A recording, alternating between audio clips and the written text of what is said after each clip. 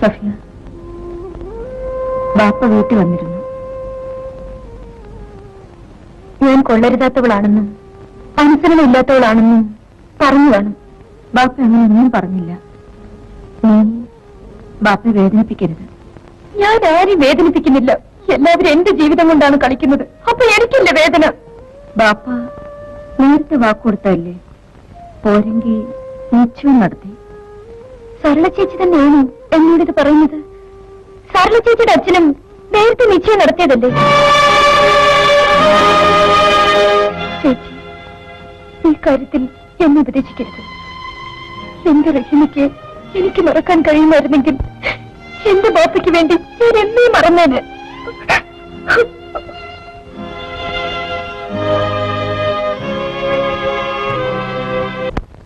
ബാപ്പ ഈ പിടിവാശി അവസാനിപ്പിക്കണം. പിടിവാശി അല്ല മോനെ, ഞാൻ വാക്കുകൊടുത്ത് നിശ്ചയം നടത്തിയതല്ലേ. നാളെ എനിക്ക് മനുഷ്യരുടെ മുഖത്ത് നോക്കണ്ടേ? വരുന്ന മാസം 12-ാം തീയതി നിക്കാഹ് നടത്തണം. വേണ്ട ബാപ്പ, ഞാൻ പിന്നെ കെട്ടിത്തൂന്ന് ചാകണമെന്നാണ് പറയുന്നത്. അല്ല, ഈ സാഹചര്യത്തിൽ സഫിയ എന്ത് ചെയ്യാനും മടിക്കില്ല. ബാപ്പയ്ക്ക് ആകെ കൂടി ഉള്ളത് അവള് മാത്രമാണ്. ആത്മഹത്യയെക്കുറിച്ച് മാത്രമേ അവൾ പറയുന്നുള്ളൂ. അവൾ എന്തെങ്കിലും ചെയ്തു പോയാൽ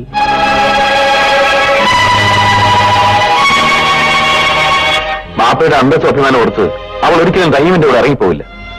പക്ഷേ അവളെ ഏതാപത്തിൽ നിന്നും രക്ഷിക്കേണ്ട കടമ എനിക്കുണ്ട്, ബാപ്പയ്ക്കുണ്ട്. അതുകൊണ്ട് ഞാൻ വാക്ക് മാറ്റി അവളെ റഹീമിന് കെട്ടിച്ചു കൊടുക്കണമെന്നാണ് നീ പറയണേ? അവളെ ഇപ്പൊ ആർക്കും കെട്ടിച്ചു കൊടുക്കണ്ട. ബാപ്പ കൊടുത്ത വാക്കും നടത്തി നിശ്ചയം അങ്ങനെ തന്നെ ഇരിക്കട്ടെ. അവൾക്ക് കുറച്ച് സമയം കൊടുക്കാം. അവളുടെ മനസ്സൊന്ന് മാറട്ടെ, എന്നിട്ട് നമുക്ക് ഉപദേശിച്ച് നേരെയാക്കാം.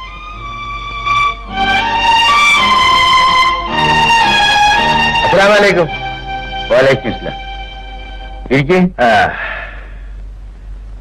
അല്ല, വരുന്ന മാസം 12-ന് നിക്കാഹ് കഴിച്ചു കൊടുക്കാമെന്നും പറഞ്ഞ് നിശ്ചയവും നടത്തിയിട്ട് പിന്നെ അതിനെപ്പറ്റി ചൂടില്ല. എന്താ ഇങ്ങനെ? ഞമ്മക്കും അവരത്തിൽ ഒരുങ്ങാനുള്ളതല്ലേ. അലിയ എന്താ ഒന്നും മിണ്ടാത്തെ? നിങ്ങളുടെ കുടുംബകാര്യങ്ങൾ ഇടപെടുന്നു എന്ന് തോന്നരുത്. കാര്യങ്ങൾ നമുക്ക് പരസ്പരം അറിയാവുന്നതാണല്ലോ. സഫിയയുടെ മനസ്സ് ഒന്ന് നേരെയാവുന്നവരെ ഈ വിവാഹം നീട്ടിവെക്കുന്നതല്ലേ നല്ലത്. അത് പറയാൻ ഞാനാടാ. അലിയ, നിശ്ചയത്തിന് സഭയിൽ നിങ്ങൾ പറഞ്ഞ പോലെ സ്വത്തുക്കൾ നാളെ നമ്മളെ മോന്റെ പേർക്ക് നിങ്ങൾ എഴുതി വെക്കണം. പറ്റുമോ പറ്റത്തില്ലയോ അതറിയാനാണ് നമ്മൾ വന്നത്. ഇപ്പൊ പറ്റത്തില്ല. എനിക്ക് കുറെ കൂടെ സമയം വേണം കാസിം പിള്ളേ. നിക്കാഹിന്റെ സമയം വേണമെങ്കിൽ നമുക്ക് നേട്ടാം. അതിന് സ്വത്തുക്കൾ എഴുതി വെക്കണം എന്തിനാ താമസിപ്പിക്കണത്? അവന് കൊടുക്കാനുള്ള അങ്ങോട്ട് കൊടുത്തേരെ. എന്താണ് മാമ സ്വത്തുക്കൾ എഴുതി വെക്കാത്തതെന്ന് അവൻ നമ്മളോട് ചോദിക്കുന്നു. അതിന് നമ്മളോട് തീരുമാനം പറയും. അപ്പോ മജീദിന് സഫിയേക്കാൾ വലുത് സ്വത്താണല്ലേ? പിന്നല്ലേ, സ്വത്തും മുതലേ ഒന്നും മേടിക്കാതെ ഒരു പെണ്ണിനെ കട്ടോണ്ട് പോയി കല്യാണം കഴിക്കാൻ എന്റെ മോന് എന്നെ പോലെ പിരാന്തില്ല. ഓ, അപ്പൊ പെണ്ണ് കെട്ടിയാൽ പെണ്ണിനെ തീറ്റ കൊടുക്കാനും അവൾക്ക് തുണി മേടിച്ചു കൊടുക്കാനും അവൾക്കുണ്ടാകുന്ന കുഞ്ഞുങ്ങളെ പോറ്റാനും ഒക്കെ പെണ്ണിന്റെ വാപ്പ കാശ് തരണം അല്ലേ? താനോ? പിന്നല്ലാതെ. അതുള്ള കാശും പിള്ളേ, നമുക്ക് പിന്നീട് സംസാരിക്കാം. ഞാൻ വീട്ടിൽ വരാം.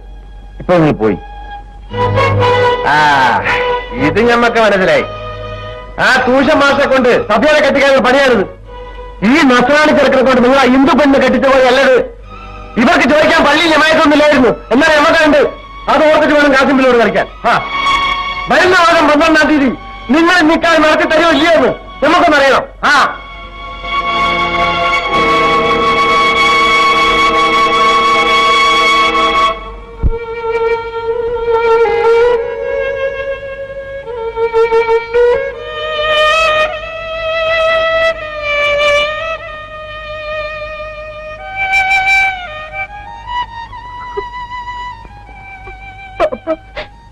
റഹീമിക്കാക്ക് എന്നെ നിക്കാഹ് കഴിച്ചു കൊടുക്കാൻ ഇഷ്ടമില്ലെങ്കിൽ ഞാൻ മരിക്കുന്നത് വരെ നിക്കാഹ് ചെയ്യാതിരുന്നോളാം. എന്നാലും എന്നെ മജീദിക്കാക്ക് നിക്കാഹ് ചെയ്ത് കൊടുക്കരുത്. ഞാൻ ബാപ്പയ്ക്ക് ഒരു ചീത്തപ്പേരുണ്ടാക്കൂല.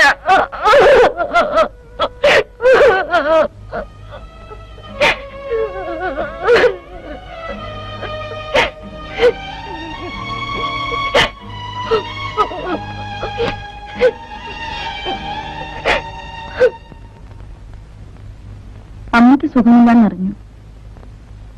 എന്ത് ചെയ്യാൻ? ഒന്ന് പോയി കാണാമെന്ന് വെച്ചാൽ നിന്റെ അച്ഛൻ സമ്മതിക്കണ്ടേ? അമ്മ വീട്ടിലാണ്. ആശുപത്രിയിലായിരുന്നെങ്കിൽ നമുക്കൊന്ന് പോയി കാണാമായിരുന്നു.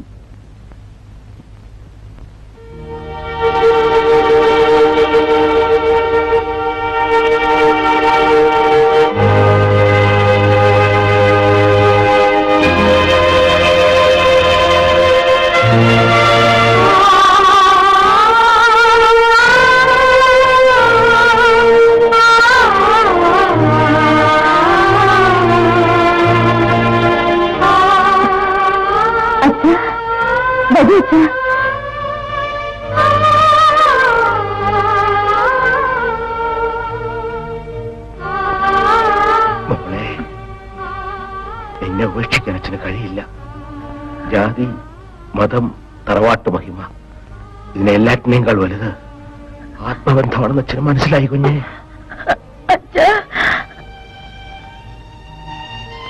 നിങ്ങൾ രണ്ടുപേരും അച്ഛനോട് ക്ഷമിക്കണം. അയ്യോ, അച്ഛനോട് ഞങ്ങളാണ് ക്ഷമ ചോദിക്കുന്നത്. അമ്മയ്ക്ക് തീരെ സുഖമില്ല മോളെ. അവക്ക് നിങ്ങളെ കാണണമെന്ന് പറയുന്നു. അമ്മയ്ക്ക് തൃപ്തിയായി മക്കളെ. ഇനി മരിച്ചാലും മതി. നിങ്ങളെ ഇങ്ങനെ കാണാനെത്തല്ലോ, അത് മതി. അമ്മ ഒന്നും വിഷമിക്കണ്ട. അച്ഛാ, എന്താ ഇത്? നിനക്ക് എന്താ അറിയേണ്ടത്? ഇവൻ ആരാണെന്നാ ചോദിച്ചത്? നിന്റെ പെങ്ങളുടെ ഭർത്താവ്. പെങ്ങളുടെ ഭർത്താവ് എന്നുപോലെ അച്ഛനെ അംഗീകരിച്ച് എല്ലാവരും എന്നെ അംഗീകരിച്ചു കഴിഞ്ഞു. അല്പം വൈകിയാണെങ്കിലും നീയും അത് അംഗീകരിക്കുന്നതാണ് നല്ലത്. ജാതിയെക്കുറിച്ചും തറവാടിന്റെ മഹിമയെക്കുറിച്ചും പറഞ്ഞിരുന്ന അച്ഛനാണോ ഇത് പറയുന്നത്? മോനെ, ജാതിയെയും മതത്തെയുംക്കാൾ വലുതല്ലേ നിങ്ങൾ ആങ്ങളും പെങ്ങളും തമ്മിലുള്ള സ്നേഹം? ഇവള് നിന്റെ പെങ്ങളാടാ. എനിക്കിങ്ങനെ ഒരു പെങ്ങളില്ല. പക്ഷെ ഞങ്ങൾക്ക് ഇങ്ങനെ ഒരു മകളുണ്ട്. അവളുടെ ഭർത്താവിനെ ഞങ്ങൾക്ക് അംഗീകരിച്ചേ പറ്റൂ. എങ്കിൽ ഞാൻ ഈ വീട്ടിൽ അധികപ്പറ്റാം. ഇനിയും ഞാൻ ഇവന്റെ മുന്നിൽ നിന്നാൽ ഒരുപക്ഷെ കൊലക്കേസിന് പ്രതിയാകേണ്ടി വരും. അതുകൊണ്ട് ഞാൻ പോയേക്കാം. നിന്നെ ഞാൻ കണ്ടോളാം.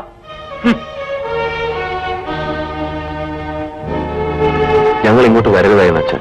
നിങ്ങൾ ഇതൊന്നും ഓർത്ത് വിഷമിക്കണ്ട. അവന്റെ സ്വഭാവം അങ്ങനെ. കാസിം പിള്ള പള്ളിയിൽ വന്ന് പറഞ്ഞ് കാസിം പിള്ളയ്ക്ക് വേണ്ടി നിങ്ങളോടൊന്ന് സംസാരിക്കണം. അതാണ് ഞമ്മളെല്ലാരും കൂടെ പള്ളിയിൽ ഇങ്ങോട്ട് പോകും. അളിയൻ എന്നോട് എന്തെങ്കിലും സംസാരിക്കണമായിരുന്നെങ്കിൽ നേരെ ഇങ്ങോട്ട് വന്നാ പോരെ. ഇതെല്ലാം ബുദ്ധിമുട്ടിക്കണം. നമ്മൾ തനിച്ച് പറഞ്ഞാൽ നിങ്ങൾ കേൾക്കത്തില്ല. ഭയക്കുണ്ടാവും തോന്നി. അതുകൊണ്ടാണ് മധ്യസ്ഥന്മാരെ കൂട്ടിയിട്ട് വന്നത്. ഹാജിയാര് നിശ്ചയത്തിന് പറഞ്ഞ ദിവസത്തിൽ തന്നെ സഫിയായും മജീദും തമ്മിലുള്ള നിക്കാഹ് നടത്തി കൊടുക്കണം.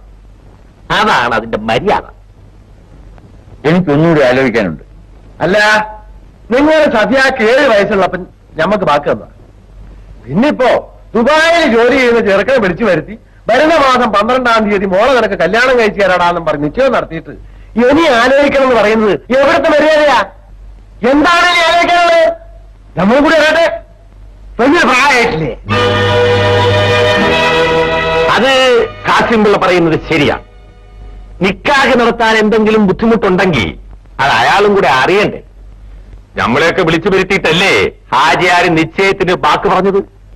അതെ, അന്ന് അങ്ങനെ ഒരു നിശ്ചയം നടത്തി. ഇന്നിങ്ങനെ ഒരു വാക്ക് മാറ്റവും നടത്തി അല്ലേ? അന്ന് നിശ്ചയം നടത്തിയപ്പോ നിങ്ങൾ പറയാൻ പാടില്ലായിരുന്നോ നമ്മൾ വാക്കിൽ നിലയില്ലാത്തതാണെന്ന്? കാസിമേ, നിങ്ങൾ എല്ലാരും കൂടി കയറി വന്നപ്പോ ഇരിക്കാൻ കസേര എന്നത് എന്റെ കഴിവുകേടായിട്ട് കരുതരുത്. കണ്ട ഇത് തന്നെയാണ് ഇയാളുടെ പണി. മാന്യന്മാര് വീട്ടിൽ വന്നപ്പോ അവരെ കസേരയിട്ടിരുത്തിയിട്ട് അവമാനിക്കാം. കാസിം പിള്ളേ, നിങ്ങളൊന്നും മിണ്ടാതിരിക്കേ. ഹാജിയാരെ, നിങ്ങൾ നിങ്ങളുടെ മോളെ നിശ്ചയം നടത്തിയതനുസരിച്ച് കാസിം പിള്ളയുടെ മോന് നിങ്ങൾ കെട്ടിച്ചു കൊടുക്കുമോ? എന്റെ മോക്ക് മജീദിനെ ഇഷ്ടമല്ല. എപ്പോഴാണ് ഇഷ്ടമല്ലേണ്ടായത്? നിശ്ചയം കഴിഞ്ഞപ്പോഴാ. ഇതൊക്കെ കാസിംബേരെ വേണ്ട, വേറെ ആളെ നോക്കി. തങ്ങളെ, നിക്കാഹിന്റെ സമയത്ത് നിങ്ങൾ എന്റെ മോളെ വിളിച്ച് മജീദിനെ കെട്ടാൻ സമ്മതമാണെന്ന് ചോദിക്കുമ്പോ ഇല്ല എന്നുള്ള മറുപടി പറഞ്ഞ നമ്മൾ നടത്തിയ നിശ്ചയത്തിനും ഞാൻ തന്ന വാക്കിനും എന്താ വില? എടാ ഖാദറേ, നിന്റെ മോൾ പറഞ്ഞില്ലെങ്കിലും നീ അവളെ കൊണ്ട് പറയിപ്പിക്കും. വാക്കിന് വിലയില്ലാതെ നീ എന്തിനാണോ ഇസ്ലാമായിട്ട് ജീവിക്കണത്? നീ എന്തിനാണ് ഹജ്ജ് ചെയ്യാൻ പോയത്? നീ ഹജ്ജിനൊന്നും പോയിട്ടില്ല. നമ്മളത് വിശ്വസിക്കൂല. നീ കള്ളപ്പല്ലേ ചോർന്നില്ലേ മക്കത്ത് പോകാൻ പറഞ്ഞിട്ട് പോയത്? വാക്കിന് മുറി മുറയില്ലാത്തവൻ ബാപ്പാക്കി പറഞ്ഞല്ല. എടാ കാസിമേ, ഞാൻ എന്റെ മോളെ എനിക്ക് ഇഷ്ടമായി കെട്ടിച്ചു കൊടുക്കും. ഇറങ്ങാനായ പുറത്ത് ഇറങ്ങാൻ തന്നെയാണാ വന്നത്, അല്ല നിന്റെ വീട്ടിൽ കുത്തിരിക്കാനില്ല.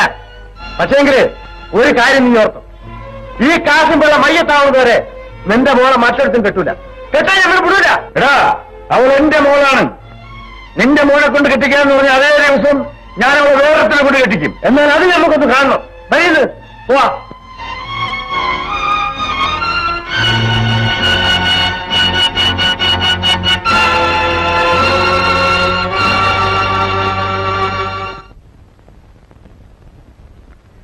മോളെ മോളെ ബാപ്പ ഇരിക്കു ബാപ്പ. ഇരിക്കേ. ഒന്നുമില്ല, നമുക്ക് ഉടനെ തന്നെ സഫിയെ കെട്ടിച്ചയക്കണം. നിശ്ചയിച്ച ദിവസം തന്നെ നിക്കാഹ് നടക്കണം. ഇനി അതൊന്നും ആലോചിക്കാനില്ല. അവൾക്ക് ഇഷ്ടപ്പെട്ട ചെറുക്കിന് തന്നെ അവളെ നിക്കാഹ് ചെയ്തു കൊടുക്കാം. അതാണ് പാപ്പ നല്ലത്. അവളുടെ സുഖവും സന്തോഷവുമാണ് എനിക്ക് വലുത്. ആ കാസിം പിള്ള വെറുതെ ഇരിക്കില്ലെന്ന് എനിക്കറിയാം. അതൊന്നും ഓർത്ത് പാപ്പ വിഷമിക്കണ്ട. അവരെന്ത് വേണേ ചെയ്തോട്ടെ. ആണുങ്ങളായിട്ട് നമ്മളിവിടെ ജീവിച്ചിരിപ്പില്ലേ, പിന്നെ ഇത്രയും ദിവസം ജീവിച്ചിരുന്നോളാം നമ്മൾ ആർക്കും എഴുതി കൊടുത്തിട്ടൊന്നുമില്ലല്ലോ. അത് തന്നെ ഞാനും തീരുമാനിച്ചു. വരുന്നത് വരുന്നിടത്ത് വെച്ച് കാണും. ആ മോനെ, എനിക്ക് ആൺമക്കളൊന്നുമില്ല. നീയാണ് എന്റെ മോൻ. നീ തന്നെ റഹീമിനെ കണ്ട് വിവരം പറഞ്ഞേ ഈ കല്യാണം ഉറപ്പിക്കും. ശരി പാപ്പ. സഫിയ, ബാപ്പ നിന്നെ റഹീമിന് തന്നെ കല്യാണം വെച്ചു കൊടുക്കാന്ന് സമ്മതിച്ചു. ആഹാ, അത് കേട്ടപ്പോ പെണ്ണിന്റെ ഒരു സന്തോഷം കണ്ടില്ലേ? അമ്പടി. എന്റെ സഫിയ മൈലാഞ്ചി അണിഞ്ഞിരിക്കുന്നത് കാണാൻ എന്ത് രസമായിരിക്കും. എന്താ ഇത്? ഏയ് ഒന്നുമില്ല ചേച്ചി, ഇവിടെ ഒന്നല്ലേ. ഞാൻ നിന്നെ കുറിച്ച് ഓർക്കുകയായിരുന്നു. ഓർത്തോക്ക മതി. ഒന്നും കഴിക്കാം.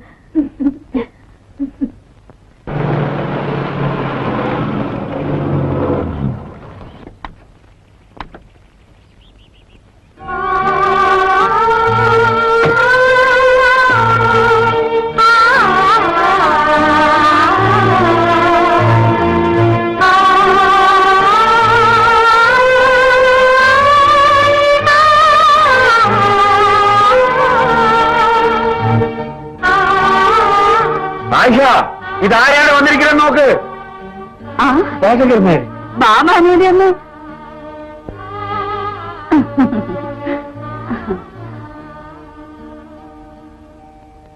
സഫിയെ ഞാനുമായിട്ടുള്ള ജീവിതം അന്ന് ഞാൻ എന്നും ആഗ്രഹിച്ചതാണ്. സഫിയെ നിങ്ങൾ എനിക്ക് വിവാഹം കഴിച്ചു തരികയാണെങ്കിൽ ഈ ലോകത്ത് ഏറ്റവും കൂടുതൽ സന്തോഷം അനുഭവിക്കുന്ന മനുഷ്യൻ അത് ഞാനായിരിക്കും. എങ്കിൽ മജീദിന് സഫിയെ വിവാഹം കഴിച്ചു കൊടുക്കാൻ നിശ്ചയിച്ച അതേ ദിവസം തന്നെ നിങ്ങളും സഫിയും തമ്മിലുള്ള വിവാഹം നടക്കും.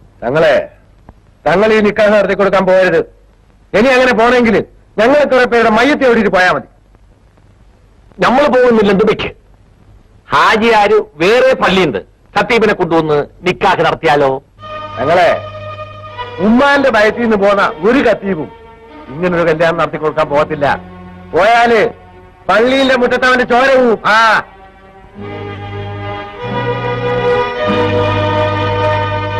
ശരി, നമുക്ക് ആലോചിച്ച് ചെയ്യാം.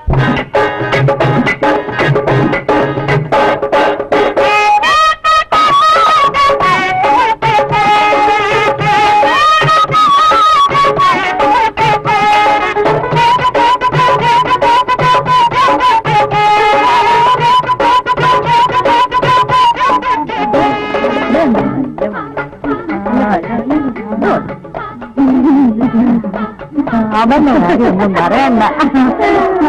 ഇന്നലെ വല്ലതും കഴിച്ചാ?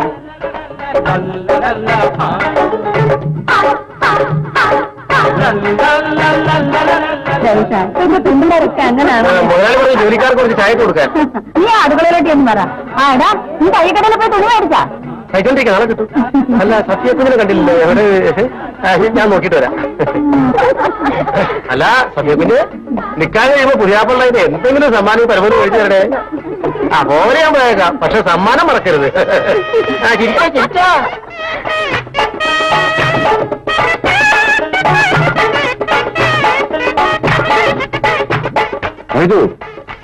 ഇവിടെ മുഴുവനും വെള്ളമാണല്ലോ. രണ്ടിലേറെ മണി പറഞ്ഞിട്ട് മുതലാളി ഇപ്പൊ കൊണ്ടുവരും. വേഗമാവട്ടെ. മജീദക്ക, നമ്മൾ ഉപേക്ഷിക്കരുത്. നിനക്ക് വയറ്റിലുണ്ടാക്കിയവന്റെ അടുത്തേക്ക് പോടിയെന്നും പറഞ്ഞ് ഉമ്മ നമ്മൾ അടിച്ചിറക്കി. ഞമ്മന്റെ വയറ്റിൽ വളരുന്നത് മജീദക്കന്റെ കുഞ്ഞാണ്. മജീദക്ക, നമ്മളെ നിക്കാഹ് കഴിക്കണം. നമുക്കൊരു ജീവിതം തരണം. ആമിനെ ഇപ്പൊ പൊയ്ക്കുള്ളൂ. ഉമ്മയോ ബാപ്പയോ അറിഞ്ഞാൽ ആകെ കുഴപ്പമാവും. ഞാനിന്ന് രാത്രി അവിടെ വരാം. വരണം, ഞാൻ കാത്തിരിക്കും. ഞാൻ വരാം, നീ പൊയ്ക്കോ.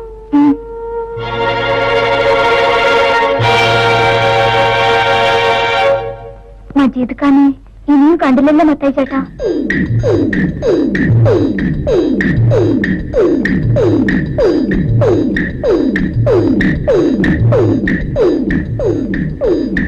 മജീദ് ഖാൻ എന്നെ കെട്ടും അല്ലേ മത്തായി ചേട്ടാ?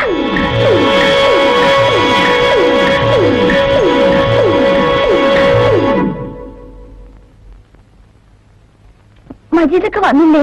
ഇപ്പൊ വരും. നീ അകത്ത് ഒരു കാര്യം പറയട്ടെ. എന്ത് കാര്യം? മജീദ് പറഞ്ഞു വെച്ചതാ. അകത്ത് വാ, പറയാം.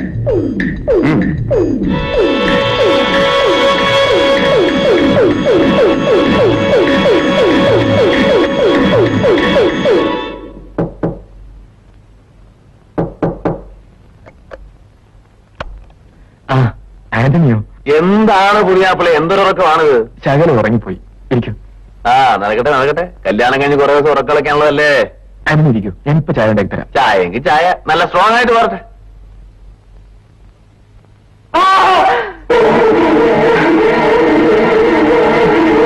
എന്തായി? എന്ത് പറ്റി?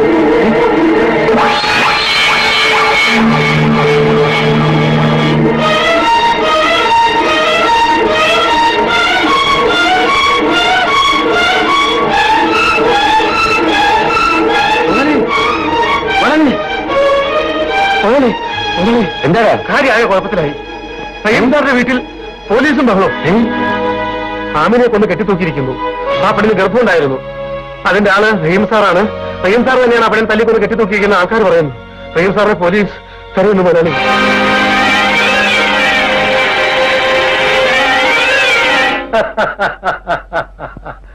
ഇപ്പൊ അങ്ങനെ കല്യാണം മുടങ്ങിയ? ഇതാണ് പറയുന്നത് അള്ളാ വലിയവനാണെന്ന്. കത്തിയവനെയും വെച്ചിട്ട് അറിഞ്ഞു വെച്ച് കല്യാണം മുടക്കാന്നാ ഞമ്മള് കരുതിയത്. എന്നാൽ ഞമ്മളെ മനസ്സിന്റെ നേര് കണ്ട് അള്ളാ അത് നേരിട്ട് മുടക്കി. കൊലപാതകം ചെയ്തിട്ട് പിയാപ്പിള ഒളിവിൽ വരും. ഇനി അവന്റെ പൊടി ഈ ദുനിയാവിൽ കാണില്ല. ആ എന്തായാലും അപ്പ പോലീസ് നോക്കത്തില്ല. പിന്നെ എന്റെ പൊന്നു മോനെ, റഹീം ഈ സമയത്ത് ഇങ്ങനെ ഒരു അപകടത്തിൽ ചെന്ന് പെട്ടല്ലോ. പെട്ടുമല്ലോ പാപ്പ, റഹീമിനെ മനഃപൂർവ്വം കുടുക്കിയതാണ്. ആമിനെ കൊന്ന റഹീമല്ല പാപ്പ. സത്യം എനിക്കും നിനക്കും അറിയാം. പക്ഷെ അത് പറഞ്ഞാൽ ആരെങ്കിലും വിശ്വസിക്കുമോ? അവൻ കൊന്നെന്നല്ലേ പോലീസും പറയുന്നത്.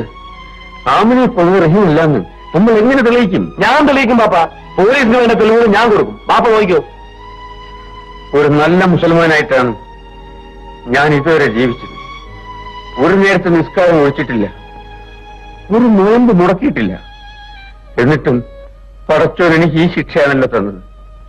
കാസിംപിള്ളയ്ക്ക് കൊടുത്ത വാക്ക് നിറവേറ്റാൻ സാധിക്കാതെ പോയത് സഫിയയ്ക്ക് മജീദിനെ ഇഷ്ടമില്ലാന്ന് പറഞ്ഞതുകൊണ്ടാണ്. എന്റെ മോളുടെ നിക്കാഹ് എന്റെ അന്തസ്സിന്റെ അഭിമാനത്തിന്റെയും പ്രശ്നമാണ്. അത് സമയത്ത് നടന്നില്ലെങ്കിൽ കല്യാണത്തിന് വരുന്നവരെ എന്റെ മയ്യത്ത് നിസ്കരിച്ചാൽ മതി. പാപ്പ വിഷമിക്കാതെ, പാപ്പയ്ക്ക് ഞാനുണ്ട്. നമ്മൾ നിശ്ചയിച്ച ദിവസം തന്നെ റഹീം സഫിയുടെ കരുത്തി താലി കെട്ടും. അത് പാപ്പ, ആ സമയത്ത് തന്നെ സഫിയുടെ വിവാഹം നടക്കും. ഞാനാണ് പറയുന്നത്, ഞാനത് നടത്തും പാപ്പ. എന്തു വന്നാലും സമയത്ത് തന്നെ കല്യാണം നടത്തുമെന്ന് ആ ഹാജിയര് പറയുന്നത്. അതിനുവേണ്ടി ആന്റണി ചുറ്റിപ്പാഞ്ഞ് നടക്കുന്നുണ്ട്. അവർ പെണ്ണിനെ എവിടെയെങ്കിലും കൊണ്ടുപോയി റഹീമിന് അവിടെ വരുത്തി രഹസ്യമായി ഈ കല്യാണം നടത്തും. നടക്കൂല. ആഹാ, അവന്മാർ അങ്ങനെ കല്യാണം നടത്തുമല്ലേ? എന്നാ നമുക്കതൊന്ന് കാണണം.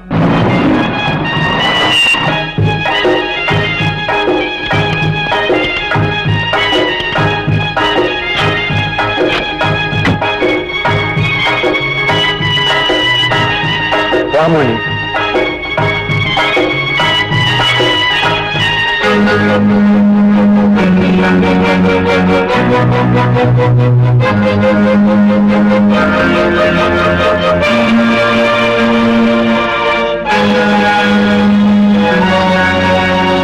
ഒരു പാവപ്പെട്ട പെണ്ണ് പള്ളയിലുണ്ടാക്കി തല്ലിക്കൊന്ന് കെട്ടിത്തൂക്കിയിട്ട് വേറെ നിൽക്കാതെ വയ്ക്കാൻ വന്നിരിക്കുക. നല്ല പോലീസിനെ ഏൽപ്പിക്കാനാണ് നമ്മൾ വന്നത്. റഹീമിനെ പോലീസിൽ പിടിച്ചു കൊടുക്കാൻ നിങ്ങൾ ബുദ്ധിമുട്ടണമെന്നില്ല. പോലീസിന്റെ ജോലി അവര് ചെയ്തോളൂ. അത് പറയാൻ നിങ്ങൾ ആരാണ്? എന്നെ മനസ്സിലായില്ലേ? അഡ്വക്കേറ്റ് പരമേശ്വരൻ പിള്ള. വക്കീൽ സാർ ഒന്ന് ചുമ്മാരി. പോലീസുകാർ പേര് തിരക്കെടുക്കുക. കാസിംപിള്ളേ, ഖാദറാജൂർ അലിയെന്ന നിലയിലാണ് ആളുകൾ ഇത്രയും കാലം നിങ്ങളെ ബഹുമാനിച്ചിരുന്നത്. അത് ഓർമ്മ വേണം. ആമിനെ ഗർഭിണിയാക്കിയിട്ട് തല്ലിക്കൊണ്ട് കെട്ടിത്തൂക്കിയതാരാണെന്ന് പോലീസ് തെളിയിക്കും. നീ എന്ത് പറഞ്ഞാലും ശരിയാടാ. ഇത് ഞമ്മളെ മോനെ നിശ്ചയം നടത്തിയ പെണ്ണാണ്.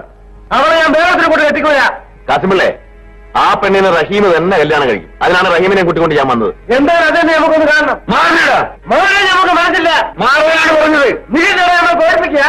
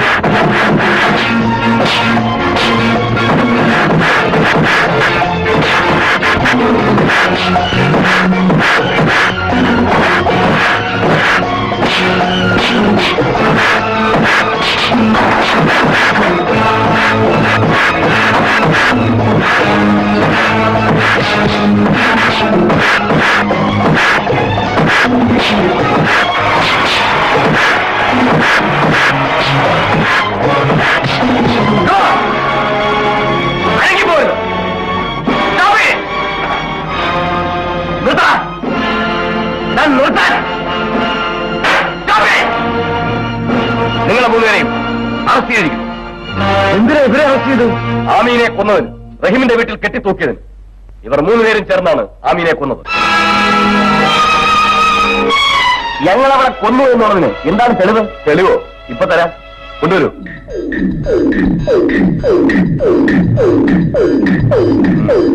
നീങ്ങിക്കടാ. ഇവൻ എല്ലാ കാര്യങ്ങളും തുറന്നു പറഞ്ഞു.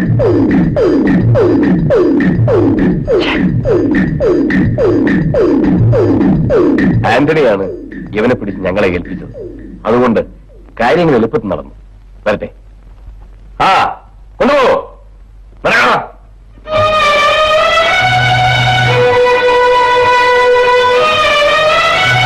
അളിയ, പോവാണോ? നിക്കാഹ് കഴിഞ്ഞിട്ട് പോവാം. നിങ്ങളുടെ മരുമകളുടെ നിക്കാഹിൽ ഒന്നിനെ കൈപിടിച്ചിറക്കേണ്ടത് നിങ്ങളാണ്. വാ.